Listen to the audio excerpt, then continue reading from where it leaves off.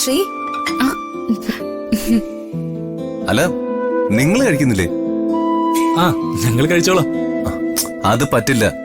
ഞങ്ങള് കഴിക്കണമെന്ന് നിങ്ങൾ വാശി പിടിച്ചു. ഞങ്ങള് കഴിച്ചു. ഇനി നിങ്ങൾ കഴിക്കേ. ഏട്ടാ, ഞങ്ങള് കഴിച്ചോളാം.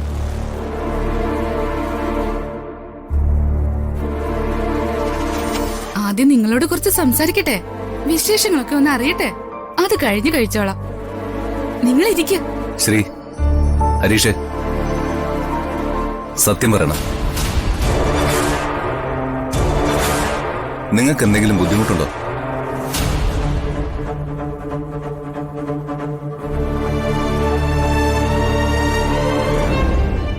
ഏയ്, അവർക്കെന്ത് ബുദ്ധിമുട്ട്?